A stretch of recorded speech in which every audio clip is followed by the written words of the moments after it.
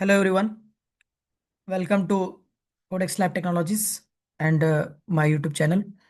आपल्या या Python lecture सिरीजमध्ये आज आपण रीड ऑपरेशन बघणार आहोत. तर प्रिव्हियस लेक्चरमध्ये आपण राईट ऑपरेशन आणि ओपन ऑपरेशन डिस्कस केलं होतं. ॲक्च्युली यामध्येच आपण क्लोज ऑपरेशनसुद्धा डिस्कस केलेलं आहे. आपण फाईल नावाची कॉन्सेप्ट बघत होतो. फाईलमध्ये फाईल म्हणजे काय, फाईलचे प्रकार, फाईलचे किती प्रकार असतात, त्याचबरोबर फाईलसोबत आपण कोणकोणत्या प्रकारचे ऑपरेशन करू शकतो, अशा पद्धतीने आपण बघितलं होतं. तर आज आपण रीड ऑपरेशन शिकणार आहोत. Okay, read operation. तर सर्वात पहिल्यांदा ज्यावेळी मी राईट ऑपरेशन करतोय ज्यावेळी मी राईट ऑपरेशन करतोय त्यावेळी सर्वात महत्त्वाचं म्हणजे आपल्याला एक लक्षात असलं पाहिजे की मी पायथॉन प्रोग्रामिंगचा डेटा पायथॉन प्रोग्रामिंगचा डेटा ॲक्च्युली कुठे पाठवतोय, टेक्स्ट फाईलमध्ये पाठवतोय. ठीक आहे. हे आपण हा फ्लो बघितला होता की पायथॉन प्रोग्रामिंगचा डेटा मला कुठे पाठवायचा आहे, टेक्स्ट फाईलला परमनंटली स्टोअर करायचा आहे. ओके, हे राईट ऑपरेशन परफॉर्म करत होतं. आणि जनरली रीड ऑपरेशन याच्या उलट काम करतंय. ओके, रीड ऑपरेशन काय करतंय, याच्या उलट काम करतंय.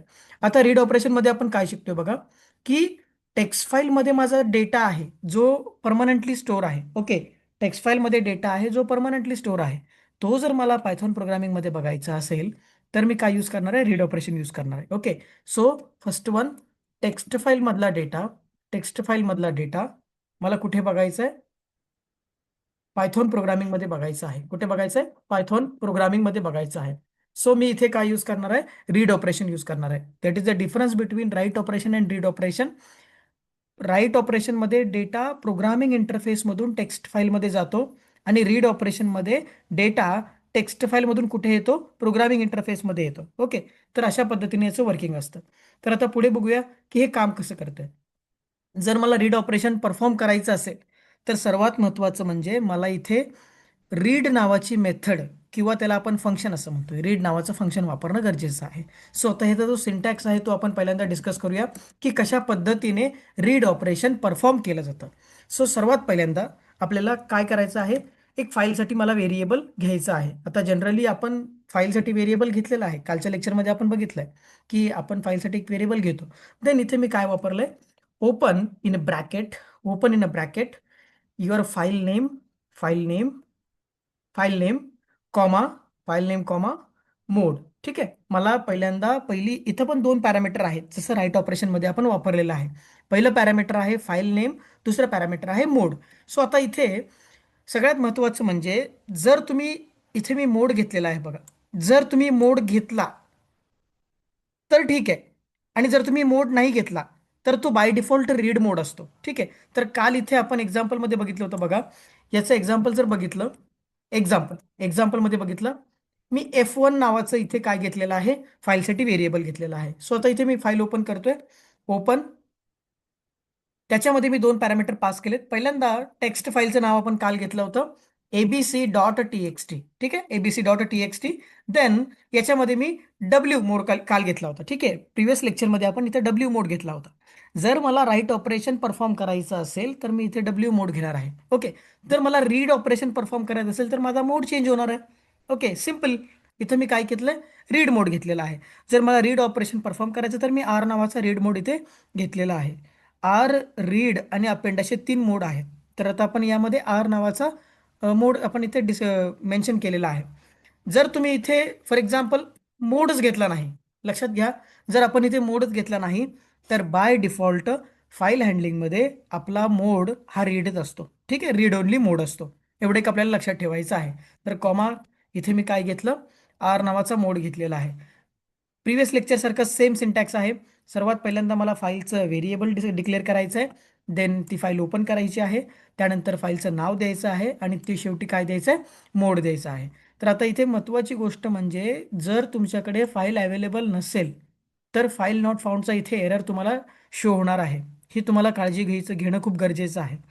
जसं मी काल आपण बघितलं की ज्यावेळी मी राईट मोड टाकला प्रिव्हियस लेक्चरमध्ये, तर तिथे आपण राईट मोड टाकला होता आणि फाईल ऑटोमॅटिकली क्रिएट झाली होती.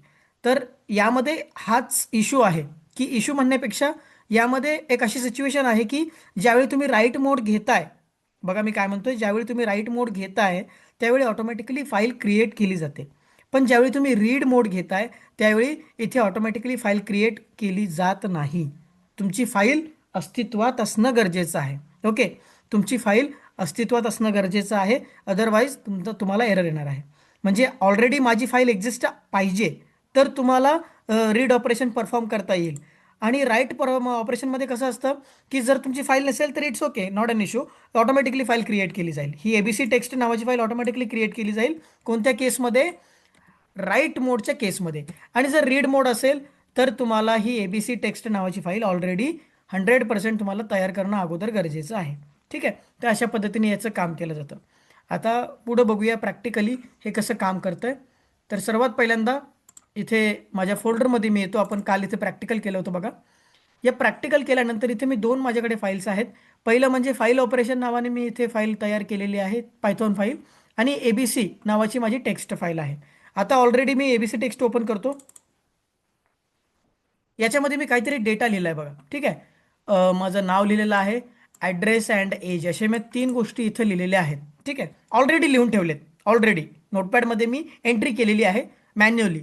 आणि हा डेटा मी इथं सेव्ह केलेला आहे. ओके, तर आजचं आपलं प्रॅक्टिकल काय आहे की टेक्स्ट फाईलमधला डेटा मला कुठे बघायचा आहे? फाईल ऑपरेशन म्हणजे पायथॉन प्रोग्रामिंगमध्ये बघायचं आहे. तर आता इथे मी ऑलरेडी इथे टेक्स्ट लिहिलेलं आहे बघा. ऑलरेडी इथं टेक्स्ट लिहिलं आहे. हे टेक्स्ट मला कुठे बघायचं आहे? पायथॉन प्रोग्रामिंगच्या इंटरफेसला बघायचं आहे. हे आपलं आजचं प्रॅक्टिकल आहे, आजचं ऑपरेशन आहे. सो आता इथे बघूया. तर अजून एक गोष्ट इथे सांगायची राहिली की ज्यावेळी आपण सगळ्यात महत्त्वाचं, ज्यावेळी आपण इथे रीड ऑपरेशन परफॉर्म करतोय त्यावेळी तुम्हाला एफ डॉट रीड असं वापरायचं आहे. ठीक आहे, रीड नावाची मेथड वापरायची आहे. त्याचा सुद्धा सिंटॅक्स आपण ते डिस्कस करूया. Syntax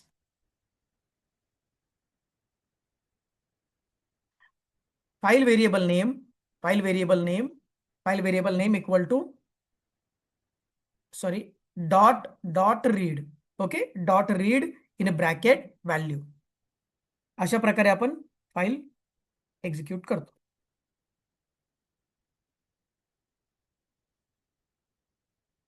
data store variable, data store variable. Okay, तर बघूया आता हे ऍक्च्युली काय आहे बघा.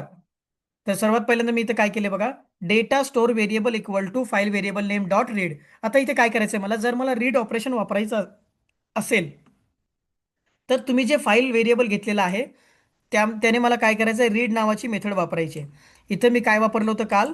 राईट नावाची मेथड वापरली होती. ठीक आहे, तर मी काल स्पेशल व्हेरिएबल स्टोअर करण्यासाठी घेतलं नव्हतं, तर आता इथे मला डेटा स्टोअर करण्यासाठी स्पेशल व्हेरिएबल घेण्याची गरज पडणार आहे.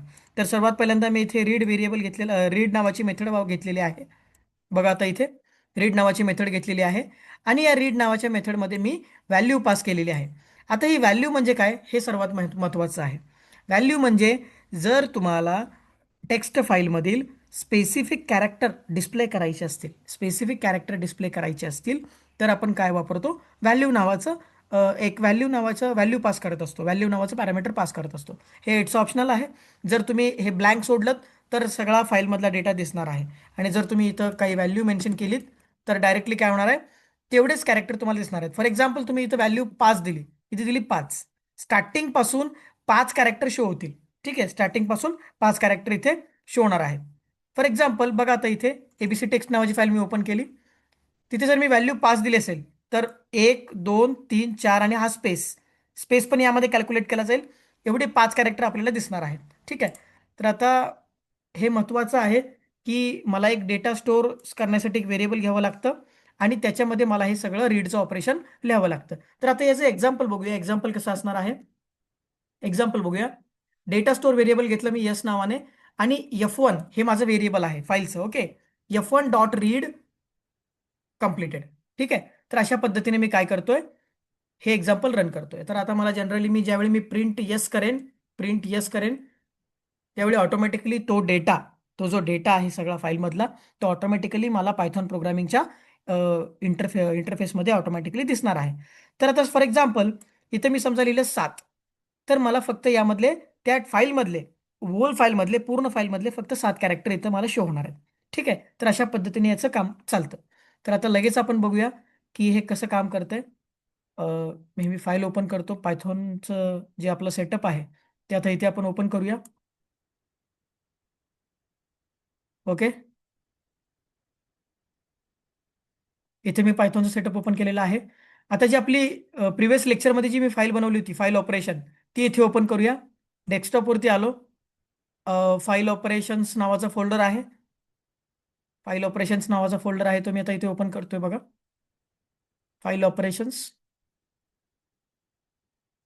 आणि ही जी फाईल आहे पायथॉनची, ही मी ओपन केलेली आहे. सो आता इथे बघा, मी इथे ऑलरेडी एफ नावाचं मी व्हेरिएबल घेतलेलं आहे, फाईल व्हेरिएबल. त्यामध्ये मी ओपन मेथड वापरलेली आहे आणि ह्याच्यामध्ये मी abc.txt लिहिलेलं आहे. तर आता कॉमा देऊन मी इथे पहिल्यांदा काय करतो, माझा मोड चूज करतो. सध्या मला रीड मोडमध्ये मला फाईल ओपन करायची आहे. सो मी माझा मोड कोणता घेतला, रीड मोड घेतलेला आहे. तर आता यामध्ये मला एबीसी टेक्स्टमध्ये जो डेटा आहे तो मला सगळा डेटा बघायचा आहे. ओके, यासाठी हे आपण प्रॅक्टिकल करतोय. तर जनरली आपण काय करतो की मला एक डेटा स्टोअर करण्यासाठी व्हेरिएबलची गरज आहे. ते मी व्हेरिएबल घेतलं yes.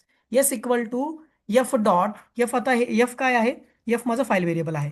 F dot read, read ही माझी मेथड आहे. जर मला डेटा रीड करायचा असेल फाईलमधला तर माझ्याकडे रीड नावाची मेथड आहे.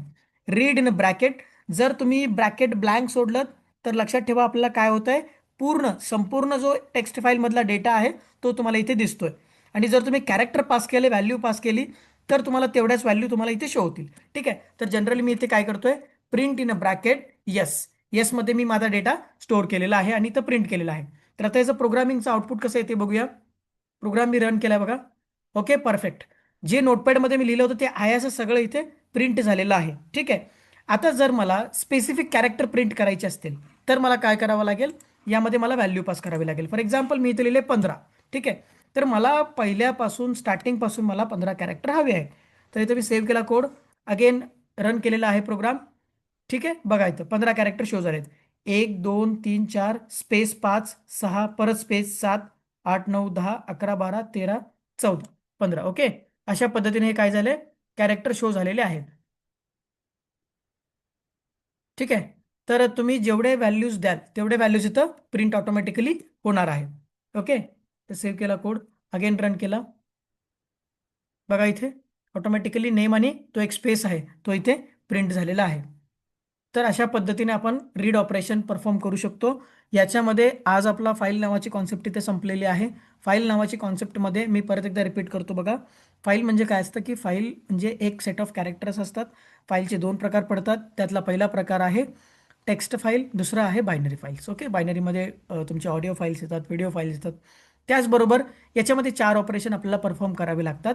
पहिलं ऑपरेशन आहे open operation, open file operation, write file operation, read file operation and close file operation. Okay, तसं इव्हेंच्युअली आपण प्रत्येक प्रोग्रामिंगमध्ये क्लोज नावाचं मेथड वापरतोय. आपण प्रत्येक वेळी फाईल काय करतोय, क्लोज करतोय. सो फाईलसाठी मला एक व्हेरिएबल लागतं, इथे मी एफ नावाचं व्हेरिएबल घेतलेलं आहे. ओके, तर अशा पद्धतीने आपण रीड ऑपरेशन परफॉर्म करू शकतो. व्हिडिओ जर तुम्हाला आवडला असेल तर नक्कीच लाईक करा. जे आपल्या आय टीमध्ये शिकणारे स्टुडंट्स आहेत त्यांना शेअर करा आणि होता होईल तेवढे सबस्क्राईब करा, जेणेकरून तुम्हाला आपले फ्युचर प्रोग्रामिंगचे जे काही लेक्चर्स येणार आहेत त्याचे तुम्हाला अपडेट्स मिळत जातील. Okay, thank you.